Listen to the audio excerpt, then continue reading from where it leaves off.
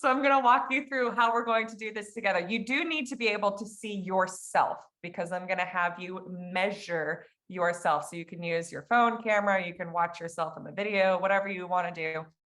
First, we need to take a baseline.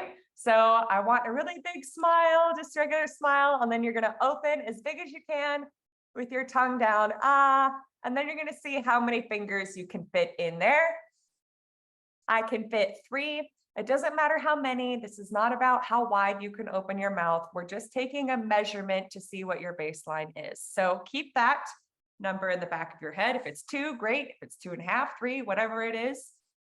So now we're going to move on to our second, which is that we're going to assess the middle and front part of your tongue.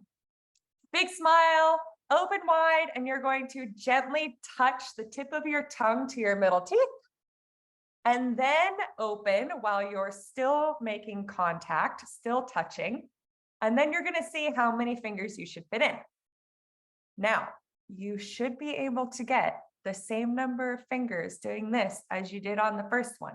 So if you can't, would you please be really brave for me and type in the chat that you failed? Now, if you pass this, congratulations, you're still in the game for now, but we're going to make it even harder. So now we're going to assess the posterior part of our tongue. And I think we will all agree that as singers, the posterior portion is the most important to us, right? Because it controls, things like the soft palate and closed vowels and high notes. So it might be important for us to be able to do this. So we're going to use sound to help us. We're going to make some click noises. Now, instead of just clicking right away, where I want you to hold it up to the roof of your mouth for at least 3 seconds. And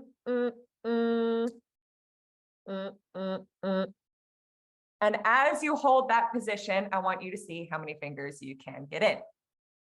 It should be the same amount as you had on the other 2. That's okay. Good news for all of us is that there is a cure. But I want you to take a moment to remember which test you failed. If you failed the 3rd one, the click one, that's your posterior portion. So when we talk about the posterior part, I want you to see if any of those vocal issues sound a little familiar to you, because they probably will. The facts are, you can't stretch this. It's not a tendon, it's a tissue. So unfortunately, the only way that you're going to fix it is with surgery. Now, again, it's an outpatient thing. It's really easy.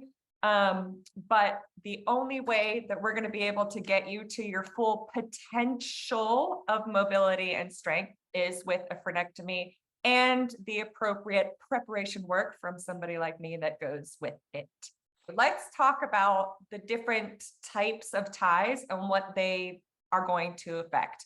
So even if you just have a little one, you think that that would be not very important, right? Except that is going to affect this entire posterior portion of your tongue, which, is a little bit important for us singers, right?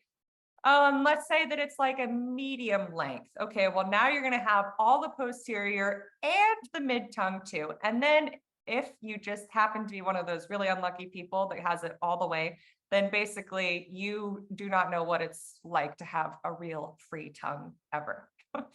So posterior tongue restrictions can inhibit or prohibit. This is just a short list, not all of them, but elevating the tongue into the posterior position, E vowels and G vowels. It also can prevent your soft palate from lifting appropriately. So if you have students or you yourself have trouble with soft palate stuff, it might be something that you need to look into.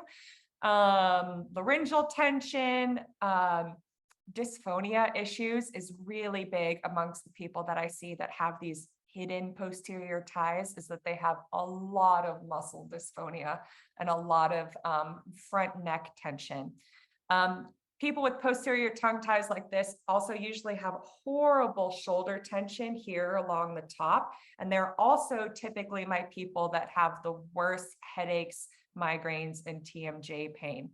Now, in your singers themselves, so I like to call this the elevator of death metaphor here. So when your tongue is tied to this bottom jaw, you're not able to stretch that muscle without bringing the jaw along for the ride. And that is also going to bring the larynx along for the ride, right? And so what happens is you get this elevator of death motion where if you want to lift the tongue up, you have to bring the jaw up and you have to bring the larynx up. If you want the larynx down, well, then the tongue's going to fall down and the soft palate's going to fall down with it because you aren't able to isolate and stretch in opposing directions. They all have to move together, which obviously is not going to work for us. So common singing symptoms. People with posterior tongue ties, they really hate closed vowels. If you follow the Italian voice method, people like to say like singing on an oo vowel because it's the most beautiful. I totally agree with that, but you should still be able to sing a closed E vowel high. It's not beautiful, but you should be able to do it. So if you find that you have singers that always opt towards more open vowels towards the top, this is probably what's going on with them. They also tend to have a lot of trouble with this forward mask placement in their upper passaggio. And these are also the people who may sing incredibly technically well, but they still complain of fatigue or they still complain of tension. And even if we can't hear an issue because they're able to negotiate that tie so well, they can feel it in their bodies. Also, as Elizabeth was talking about, these people are also the ones that are hard to classify with their fox because they don't quite fit in one way. And like the weight of their voice says A, but they're only able to do B. And so there's sort of a mismatch there. This is probably what's going on with them. So here's a little side view. I just had to take a moment to talk about the palatoglossus because I love this muscle. But anyway, long story short, there are two soft palate muscles. One goes up with the tongue going up and the other goes up when the tongue goes down, which obviously we don't want. So if you want to use the correct soft palate muscle, it's this one, your palatoglossus. But do you see a potential problem here with our posteriorly tongue-tied people? I don't think they're going to be able to fire that very effectively. What do you think? Probably not. So again, you have this elevator of death motion, the soft palate's this top rim, the jaw and larynx is the bottom, and it's a jail cell. There's no escape. And the only reward is literal pain. So not a fan. All right. Excuse me. Mid-tongue restrictions. So this is going to be any sort of shape like this, anything nice and tall and plush in the middle. These people usually appear to have like short, fat tongues, and then they get them released and they change shape and they're suddenly more flexible. Also, anybody who can't roll an R, if you lived in Brazil, they would immediately put you in speech therapy because it is considered a speech impediment because it's caused by tongue tie. So if you can't roll your R, you have a tongue tie. So that's a really fast way to find out if any of your students have one. Also, if you can't roll your tongue, yes, that is not genetic. Or rather it is, it's a genetic tongue tie. But as far as singing goes, people with mid ties don't like their open plush middle vowels. So closed O, ah. They also have trouble with J glides and that nya nya nya sound. Typically, these people are the ones that talk the most about fatigue and the people that talk the most about their jaw bothering them. They also tend to over chew everything, again, because they're trying to lift that middle portion of the tongue that does a lot of work and singing all day long.